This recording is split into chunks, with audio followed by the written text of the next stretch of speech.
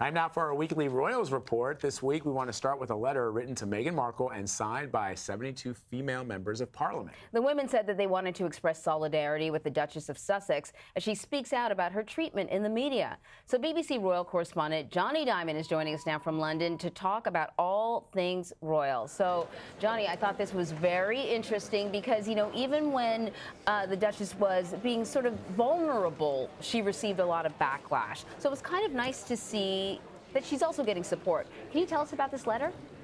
Well, I think we can pretty much say it's unprecedented. I've never seen anything like it, with members of Parliament in such big numbers involving themselves in royal affairs and in media affairs. As you say, they said it was an expression of solidarity with Meghan. They talked about the invasion of her privacy. They talked about an attempt to tear down a woman in public life. And they said they felt the comparisons themselves in attacks on their public role. But the really explosive line in the letter, I thought, was when it talked about outdated colonial undertones in some of the newspaper coverage of Meghan. And for colonial undertones, you can really read racism. That's what they're talking about when they use that phrase.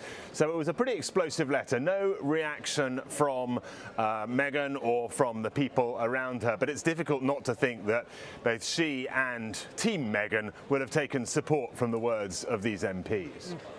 Jonny, there's a new book out written by the Queen's official dressmaker. It includes a lot of behind-the-scenes information, including new details about the meeting between the Queen and the former First Lady, Michelle Obama. What can you tell us? Well, this is a great book, actually. I've been leafing through it over the last few days.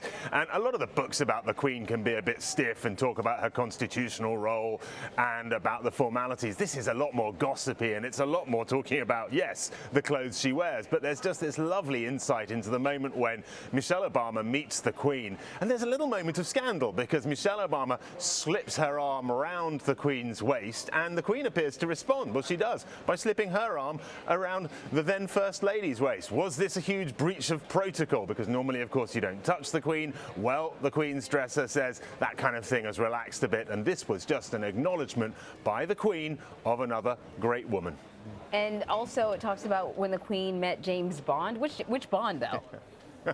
It was the Daniel Craig Bond, the latest iteration of the James Bond franchise. And this was an astonishing moment when, in the launch of the 2012 Olympic Games, there was a sequence filmed where James Bond, played by Daniel Craig, made his way into Buckingham Palace, meets the Queen, takes her up in a helicopter, and she then appears to parachute into the Olympic Stadium for the opening sequence. And what Angela Kelly, the author of this book, writes is that the director of this sequence goes to talk with the palace about that, and she says, I'll tell you what, I'll just go and ask the Queen right now. She goes and speaks to the Queen, puts the idea to her, and the Queen says, fine, I'll do it, but I want a speaking role. And that's why when this sequence happens, and you can see it all on the internet still, she says, good evening, Mr. Bond, as Daniel Craig strides in to take her to the helicopter. It's a marvellous scene, it's a marvellous little story, and it's just one of the many in this book. Oh, that's really good. I remember that scene. Yeah, that's fantastic. And it's like the Queen, just like us.